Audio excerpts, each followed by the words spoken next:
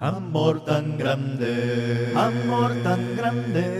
profundo y sublime, es el amor de mi Creador. El uso de las versiones en la Biblia, gracias a Dios, tenemos diferentes versiones y no podemos, no necesariamente nos amarramos a una sola versión, ¿verdad? Hay unas Biblias que tienen un lenguaje más claro, otras utilizan un vocabulario o una semántica que nos ayuda más a comprender la idea del versículo. Y pues nosotros vamos a aprovechar ese recurso que tenemos, ¿verdad? De poder tener diferentes versiones de la Biblia para poder encontrar la idea más clara. También, hermanos, quiero decirles de que no pretendo en una sola lección hablar de un propósito. Son demasiado amplios, porque hay propósitos que a mí, más que terminar el tema, a mí me interesa en lo personal que compartamos la verdadera idea del propósito y que podamos entenderla, porque de eso se trata, ¿verdad? Hemos dicho de que la iglesia existe con un objetivo y el objetivo es cumplir los propósitos de Dios. Esa es la meta de la iglesia. Una iglesia que no cumple con los propósitos de Dios, hermano, es una iglesia que no tiene un rumbo, no sabe hacia dónde se dirige, no existe el norte para ellas. Una iglesia con propósito es una iglesia que se sube en el tren, en el riel de los propósitos, ¿verdad? De Dios. Y dijimos en la clase anterior, hermano, que existen 5 propósitos y estos 5 propósitos los extrajimos de 2 textos que son muy poderosos. Uno es el gran mandamiento que se encuentra en Mateo 22:34. Cuando vienen los fariseos y los saduceos, se unen contra Jesús y para tentarle le preguntan cuál es el mandamiento más importante en la ley. Habían 613 mandamientos en la ley, hermanos. 613. Y ellos solo quieren saber de esos 613 cuál es el más importante. Y entonces el Señor dice, amarás al Señor tu Dios con todo tu corazón, con toda tu alma, con toda tu mente, con todas tus fuerzas. Y él añade y dice, y el segundo mandamiento, aunque no se lo han preguntado, pero él dice, y el segundo es semejante, amarás a tu prójimo como a ti mismo. Entonces, de ese texto, hermano, de Mateo capítulo 22, extrajimos 2 de los propósitos.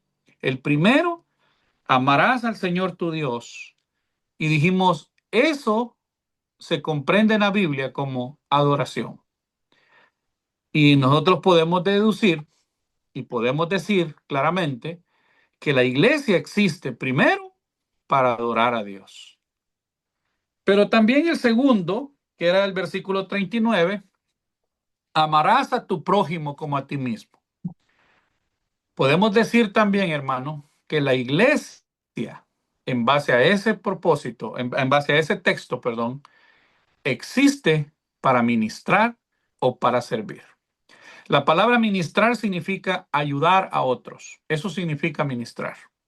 Cuando tú ministras, tú estás ayudando a las personas.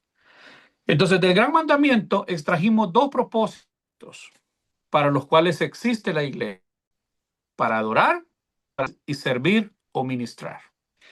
Luego nos fuimos a la gran comisión que se encuentra en el mismo libro de Mateo, capítulo 28, versículo 18 al 20. Y en la gran comisión extrajimos 3 propósitos. Y el primer propósito lo encontramos en el versículo 19 de Mateo 28, cuando dice, id y haced discípulos a todas las naciones. Dijimos de que la iglesia también existe para predicar el evangelio. Ese es el tercer propósito para el cual existe la iglesia. En el mismo versículo 19 encontramos el cuarto propósito. Dice, id y haced discípulos, bautizándolos en el nombre del Padre, del Hijo y del Espíritu Santo. Dijimos que la palabra clave ahí, hermanos, era bautizándolos. ¿Y qué significa bautizándolos? Bautizándolos es un sinónimo de comunión, porque cuando tú te bautizas, tú no solo entras a la comunión con Dios por medio de la sangre de Cristo, sino también entras a la comunión con los hermanos, porque te vuelves parte de la familia de Dios. Entonces el bautismo nos mete automáticamente a la iglesia, que es el cuerpo de Cristo, la esposa de Cristo, la familia de Dios. Entonces podemos decir que el cuarto propósito es comunión.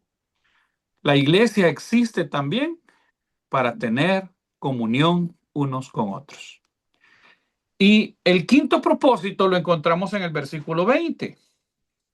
Y el versículo 20 dice, enseñándoles que guarden todas las cosas que yo os he mandado. La palabra clave ahí es enseñándoles. Y dijimos que el hecho de enseñar que guarden todas las cosas que Él ha mandado, a eso se conoce en la Biblia como discipulado. Capacitar a los hermanos en la palabra del Señor, en los mandamientos de la palabra, y a eso se le llama discipulado. Entonces, el quinto propósito es que la iglesia existe también para discipular. Bueno, una vez los hemos identificado los 5 propósitos para los que existe la iglesia, hermanos, dijimos, número 1, la iglesia existe para adorar, según el gran mandamiento de Mateo 22:34, amarás al Señor tu Dios con todo tu corazón. Y en el versículo 39 decía, y a tu prójimo lo amarás como a ti mismo. Dijimos, el segundo propósito es servir. La iglesia existe para adorar, pero también existe para servir. Tercero, en la gran comisión, la iglesia existe para ir y predicar el evangelio, evangelizar. Cuarto, la iglesia existe para comunión, bautizándolos en el nombre del Padre, del Hijo y del Espíritu Santo. Nos mete a la comunión con Dios y con la iglesia. Y quinto, la iglesia existe para discipular a los que ya son miembros. Entonces, para estas 5 cosas existe la iglesia, hermanos. Si nosotros queremos hacer algo más en la iglesia, pues es asunto nuestro. Pero Dios solo nos pide que nos basemos en estas 5 cosas. Son únicas y exclusivamente para lo que existe la iglesia. Adorar, servir, predicar el evangelio, mantener la comunión con los hermanos y discipular. Ahora bien, si tú quieres decir construir un edificio, no existe la iglesia para construir un edificio. La iglesia no existe para ahorrar dinero en el banco, ¿verdad? Como el tema financiero. No existe para eso.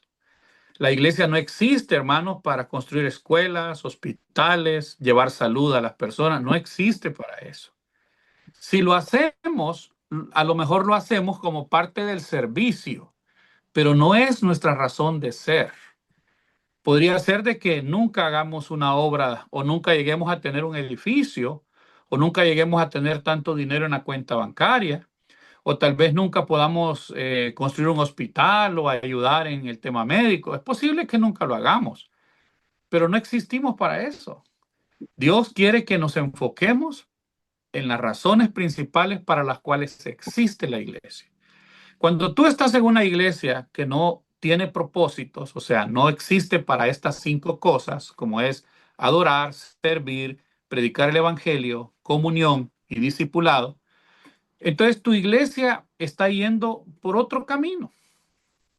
No estoy diciendo que están perdidos, hermano. Simplemente, a lo mejor necesitamos estudiar más la palabra del Señor. Pero cuando una iglesia está enfocada en estos 5 propósitos, yo les aseguro que el crecimiento va a ser automático. Ustedes van a tener que cerrar las puertas del edificio de la iglesia para que la gente no venga. ¿Saben por qué? Porque son los propósitos de Dios. Eso es lo que Dios quiere. Y si hacemos lo que Dios quiere, sin duda alguna nuestra iglesia crecerá. Aunque hemos dicho, hermanos, que las iglesias crecen solo si cumplen con 2 condiciones. Una, si están vivos, si es una iglesia que está viva. Y 2, si es una iglesia que está saludable. Porque los organismos vivos, los organismos crecen solo si están vivos y están saludables. Pero tú quieres una iglesia saludable, tienes que vivir en estos propósitos. No más nada de ahí, ¿verdad? Eso no lo digo yo, lo dice la palabra. Ahora bien, el día de ahora, hermanos, vamos a enfocarnos directamente en el primer propósito. Y no sé cuánto tiempo realmente nos tomaremos para poder estudiar este propósito. Hoy vamos a comenzar. Es posible que nos tomemos 2 o 3 lecciones para agotar este propósito. Pero el primer propósito que hemos descubierto es adoración. La iglesia existe para adorar. Pero la adoración no comienza en el edificio. La adoración comienza con nosotros mismos. Cuando nosotros queremos adorar. Dijimos que amarás al Señor tu Dios significa adoración. ¿Por qué?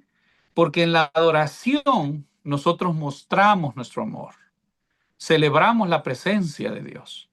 Pero la primera presencia de Dios que celebramos, hermano, es en nosotros mismos. La adoración comienza con nosotros mismos. Nosotros es posible que vayamos a adorar y como aquel famoso texto del Señor, el cual exhortó y dijo, si tú vas a ofrecer una ofrenda al altar y te acuerdas que tienes algo contra alguien por ahí, dice, deja tu ofrenda amarrada, reconcíliate y luego ven y presenta tu ofrenda. ¿Por qué? Porque la adoración no consiste en estar en un edificio, hermanos, cantando con 100, 200, 500 o 3 personas, no importa cuánto sea. Esa no es el principio fundamental de la adoración. Esa es una adoración colectiva. Pero la adoración comienza con nosotros. No consiste en que nosotros estemos cantando, estudiando la palabra simplemente. Eso lo vamos a hacer colectivamente. Pero la adoración comienza con nosotros. De nada sirve que nosotros lo hagamos colectivamente si personalmente no estamos bien, ¿verdad? Nuestra adoración no va a ser recibida. El Señor dijo en cierta ocasión, este pueblo de labios me honra, pero su corazón está lejos de mí. Ahora bien, comencemos con este principio.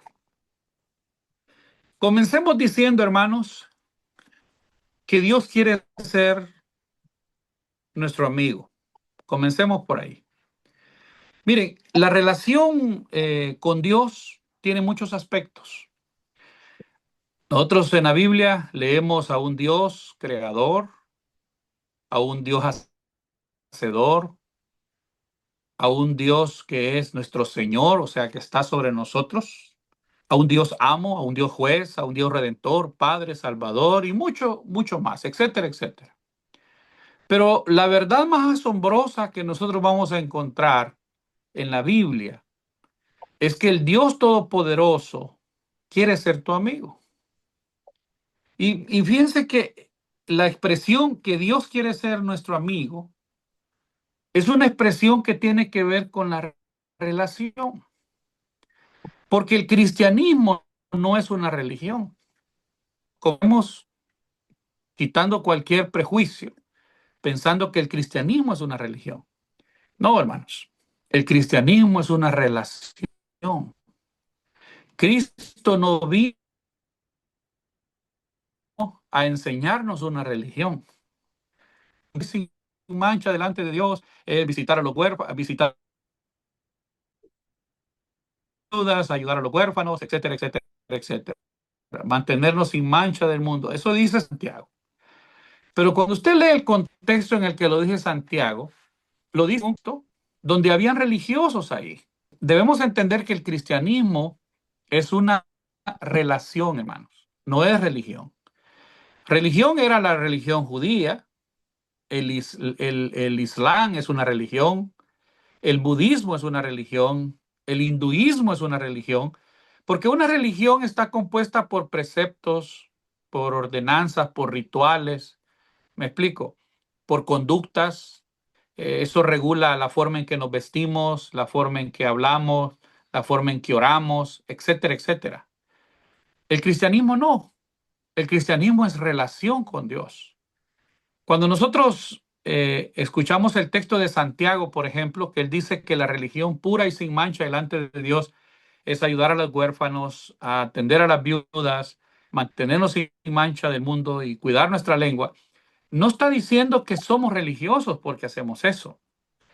Él está utilizando una expresión que tiene que ver precisamente con la aspiración que nosotros debemos de tener como cristianos en el servicio. ¿Ah? Pero no está diciendo que somos necesariamente religiosos, hermano. Nosotros tenemos una relación con Dios. De eso se trata. De eso se trata precisamente. Y fíjense que el mejor ejemplo lo tenemos en el Edén, con Adán y Eva. Adán y Eva, hermano, fueron creados para Dios. De hecho, cuando tú lees el Salmos capítulo 8, te voy a invitar a que vayas a Salmos capítulo 8. Dice la palabra de Dios en Salmos capítulo 8. Mira qué interesante esto. Dice el versículo 5, Salmos 8:5, dice, le has hecho poco menor que los ángeles. Está hablando del hombre, de la creación. Y lo coronaste de gloria y de honra. Está hablando del hombre. Le hiciste señorear sobre las obras de tus manos. Todos lo pusiste debajo de sus pies. Ovejas, bueyes, todo ello, y asimismo las bestias del campo, las aves de los cielos, los peces del mar, todo cuanto pasa por los senderos del mar. Oh Jehová, Señor nuestro, cuán grande es tu nombre en toda la tierra. Si ustedes notan ahí, hermano, dice de que el hombre fue creado como la gloria de Dios. Dios hizo toda la creación para el hombre, pero hizo al hombre para él. ¿Estamos? Eso es lo que nos indica la palabra. Los animales, las plantas, toda la creación fue hecha ¿para quién? Para el hombre. Para que el hombre habitara en la creación. Para que se deleitara, cultivara, trabajara, etcétera, etcétera, en la creación. La creación fue hecha para el hombre. No fue hecha para Dios. Pero Dios hizo al hombre para él. Era su gloria.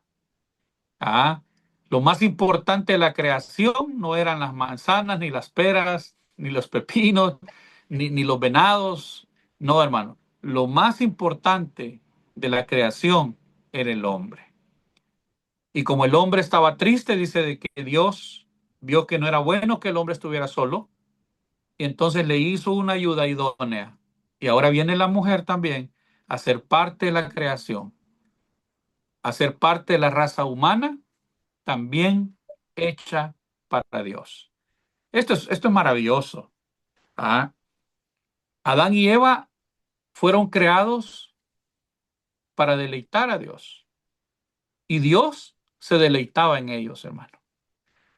Por eso, y esto yo lo he explicado muchas veces en la congregación acá, y lo comparto con ustedes, que cuando Adán y Eva fueron creados, ellos Oís,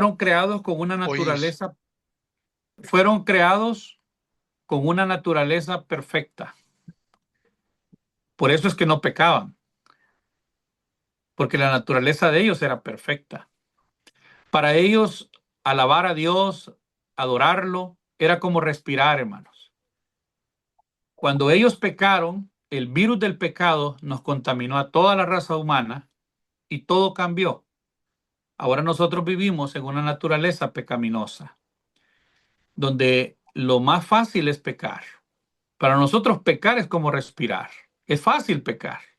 Para ellos era difícil pecar por su naturaleza. ¿Por qué? Porque fueron hechos para alabar y para bendecir el nombre de Dios. Esto es una cosa maravillosa. Ahora bien, nosotros también, con la venida de Cristo, hermano, el propósito de Cristo es restaurarnos a ese estado. Acuérdense que estamos hablando de adoración, pero estamos poniendo las razones desde el Génesis.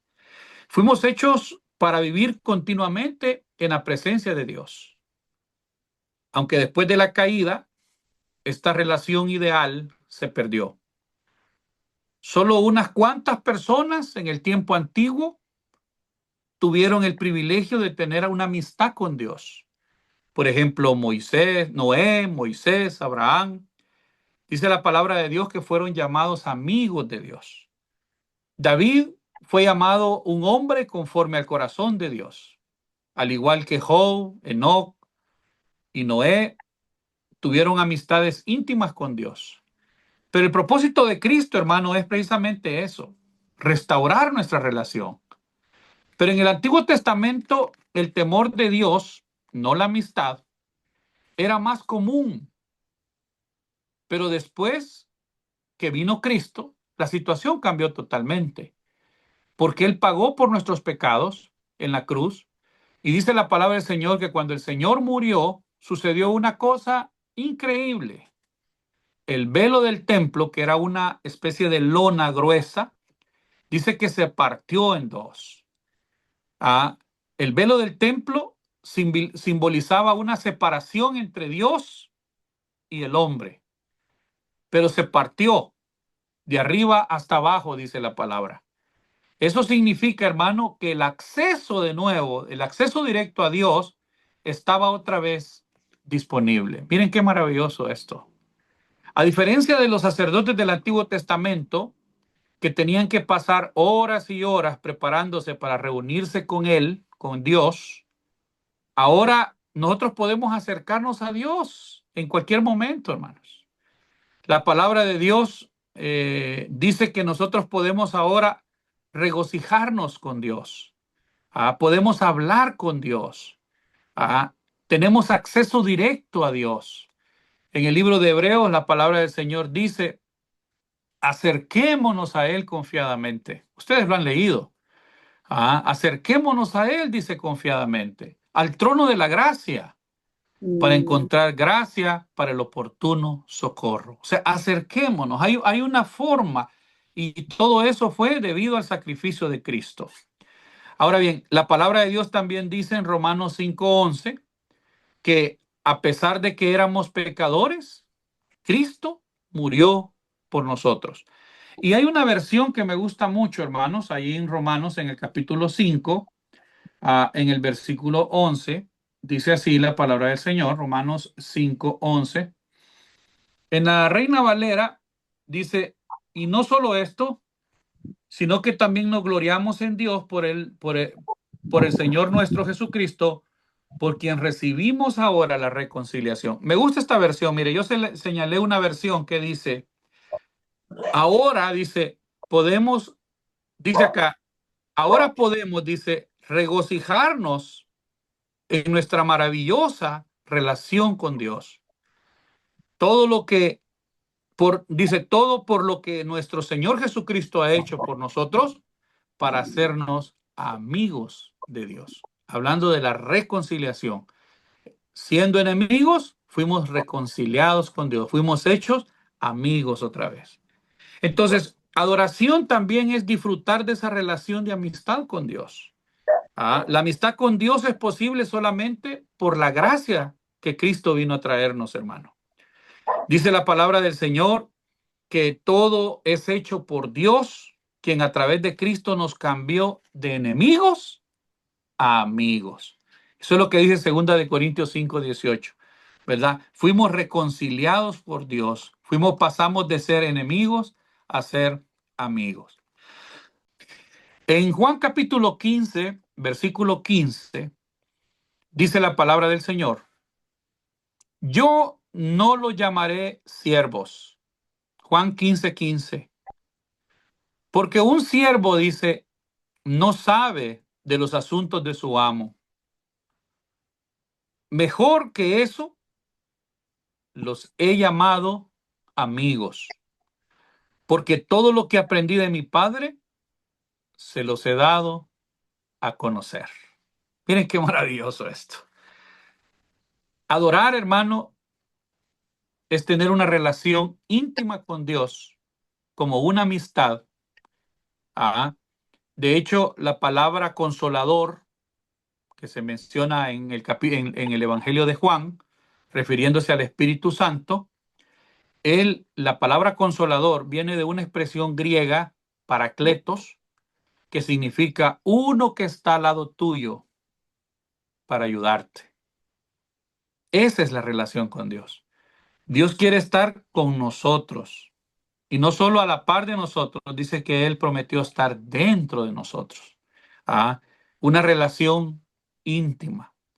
¿Ah? Y esa relación, obviamente, comienza en el momento en el que somos bautizados. Hay personas que no experimentan esa relación. ¿Por qué? Porque todavía no han nacido. Si ustedes se recuerdan en la ley, la sombra del bautismo en la ley era la circuncisión. O sea, era el tipo. Así se le llama en cuestiones de interpretación. Y la circuncisión era una operación en el prepucio del varón, ¿verdad? O sea, en el órgano genital. Y la pregunta es, ¿por qué ahí? ¿Por qué en un órgano genital, ¿verdad? Y lo que eso significaba es que para Dios no había nada ahí, no había nada oculto. Él se metía hasta en las partes, hermano, que para nosotros son más privadas. O sea, era una cuestión de entender de que Dios quería estar presente en cualquier momento, en cualquier lugar y en cualquier parte. Su pacto se celebraba ahí en esa parte. Eso mismo pasa hoy con nosotros. Dios se mete tanto dentro de nosotros y no quiere salir de ahí. Él quiere vivir con nosotros, en nosotros, dentro de nosotros. Por eso la palabra amigos en este versículo de Juan 15:15 no se refiere a una relación casual o conocido, ¿verdad? No, más bien se refiere a una relación íntima y de confianza. Por eso esta palabra es una palabra bien importante. Él dice que los siervos no saben lo que hacen su amo. Sí, porque los siervos tienen que mantener distancia, pues. Pero los amigos son parte del círculo íntimo, el más cercano. Son los que disfrutan del contacto cercano, del acceso directo, de la información confidencial. Entonces, adoración es eso, hermanos. ¿Ah? Adorar al Señor con todo nuestro corazón tiene también que ver con esto. Que Dios quiera que yo sea uno de sus amigos íntimos es difícil de entender, pero la Biblia dice que Dios quiere eso. En Éxodo capítulo 34, si ustedes notan Éxodo 34, hermanos, en el versículo 4, cuando recibe las tablas de la ley, dice la palabra del Señor, Moisés dice, Éxodo 34:4.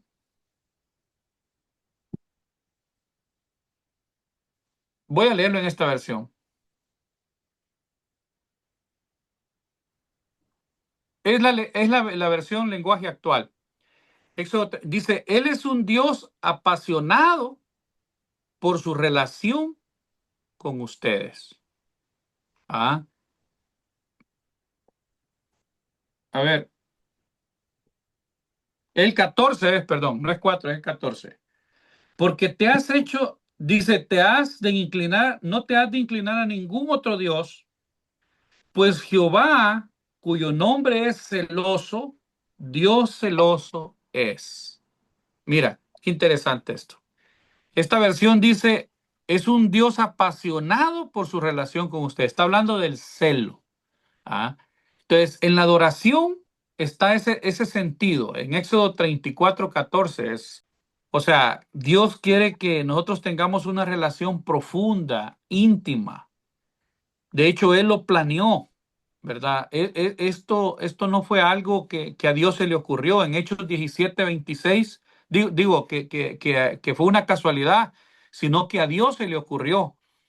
Dice Hechos 17:26, dice, Él hizo toda la raza humana e hizo la tierra habitable, dándonos suficiente tiempo y espacio para vivir, para que pudiéramos buscar a Dios y no solo andar a tientas en la oscuridad, sino realmente encontrarlo. Dice que Él hizo todo,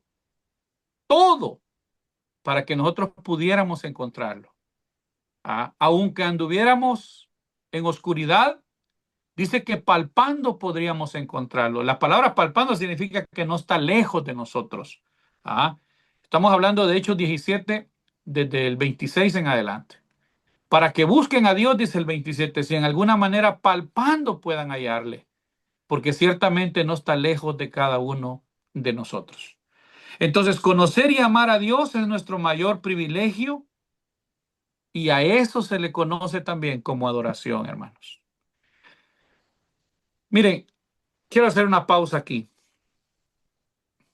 La verdad es que nosotros debemos de entender de que la adoración comienza con nosotros. Cuando tú disfrutas de la presencia de Dios y Dios disfruta de ti. Si tú no disfrutas de la presencia de Dios, si tú necesitas, por ejemplo, reunirte para sentir la presencia de Dios, si tú necesitas de algo otros factores para poder decir que sientes la presencia de Dios, y luego cuando esos factores ya no están, tú ya no sientes la presencia de Dios, es porque realmente tú no has entendido lo que significa adorarlo.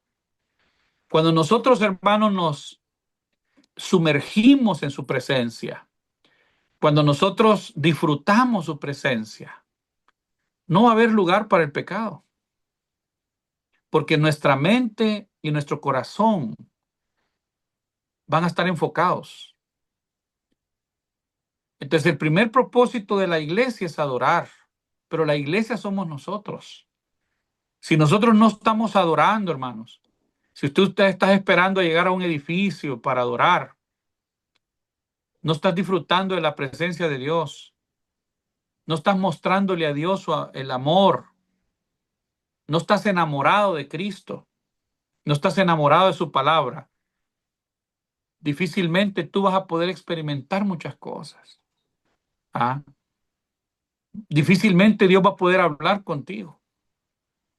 Tú puedes escuchar la palabra todos los días si es posible, pero si tú no estás enfocado en esto, te va a costar cumplir con el propósito. Por eso hay muchas iglesias que no cumplen con los 5 propósitos, porque en lo personal no lo están haciendo.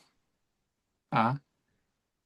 Tú debes de sentir que tú le perteneces a Dios y que Dios es tu Padre, que Dios te pertenece a ti también, que no hay momento del día en el que tú no pienses en Él. Por ejemplo, ustedes saben, hermanos, que eh, dentro de la adoración existe algo que nosotros hemos dado por llamar devocional.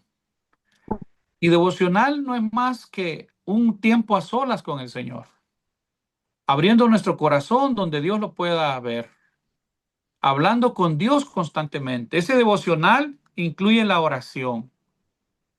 Y yo pregunto, ¿qué tanto estamos entregados a la oración nosotros?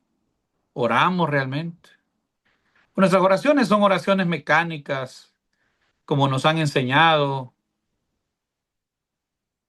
que duran menos de un minuto. No sé si les ha pasado, pero muchas veces en las iglesias hay personas que cuando se les pone a dirigir una oración, oran mucho y se tardan y uno dice, bueno, esto ya hermano como que parece que ya se tardó. Parece que no entendió que esto es rápido.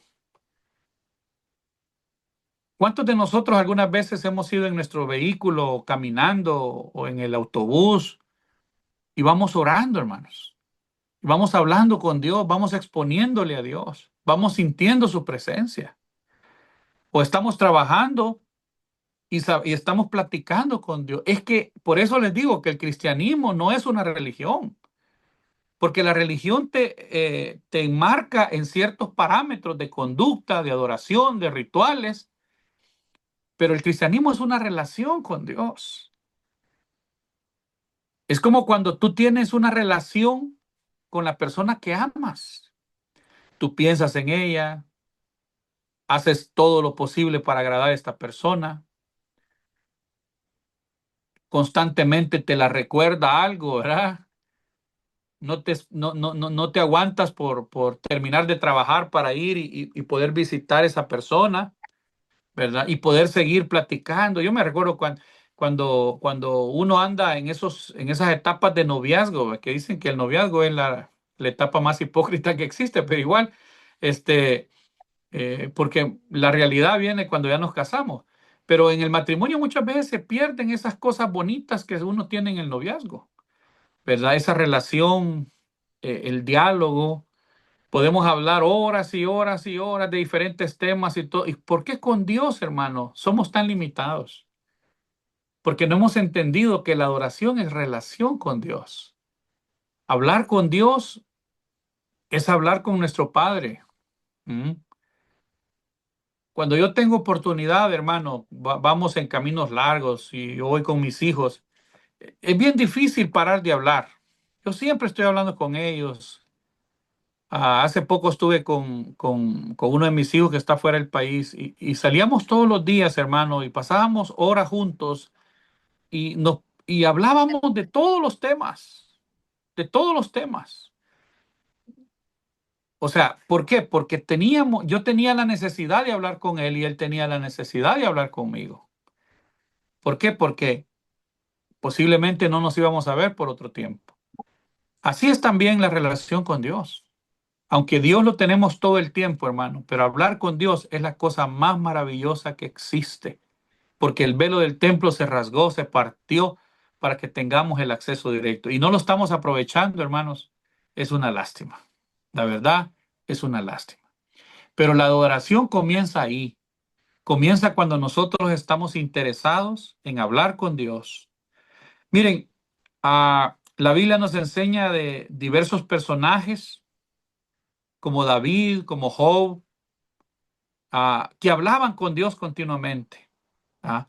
David en los Salmos expresa precisamente lo que significa hablar con Dios, lo maravilloso, lo maravillado que él está de su relación con Dios.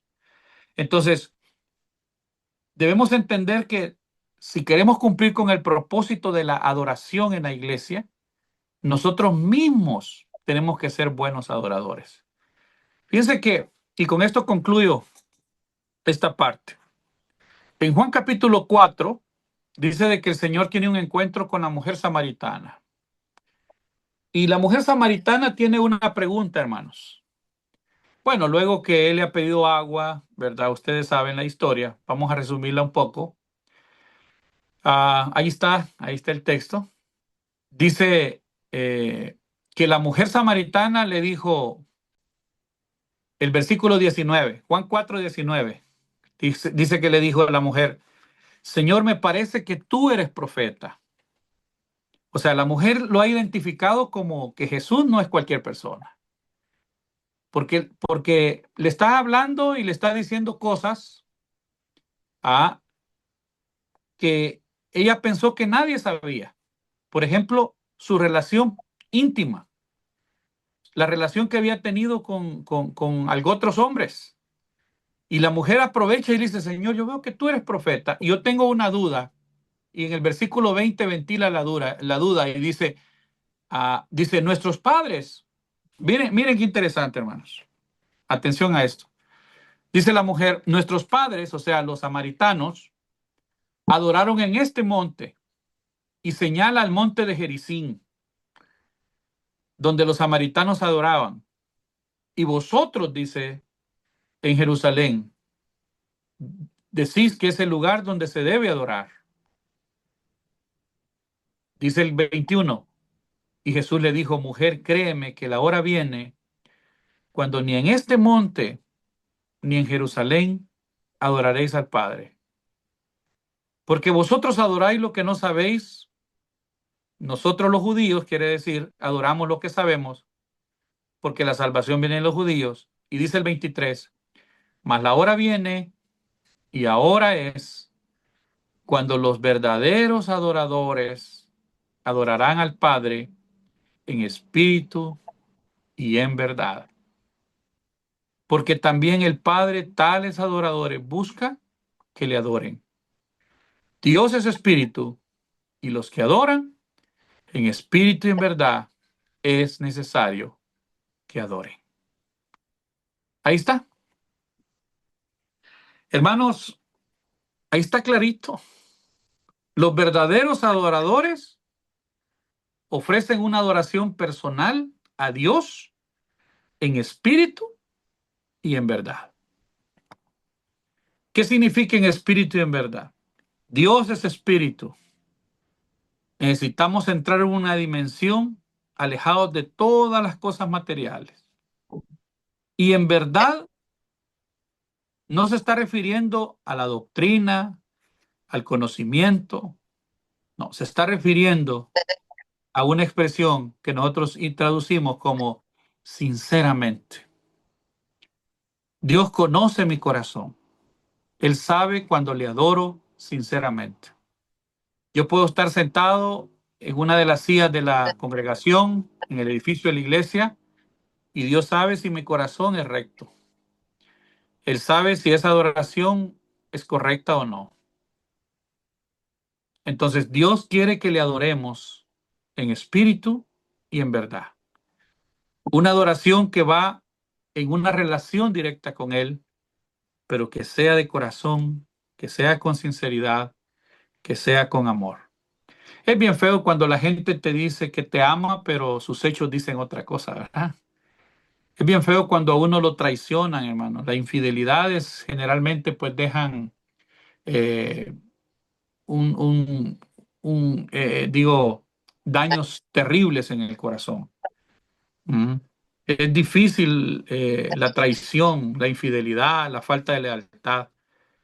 Entonces Dios quiere que nosotros cumplamos con ese propósito en la iglesia, porque Él quiere ser nuestro amigo, Él quiere que tengamos una relación con Él. Él ha hecho todo para eso.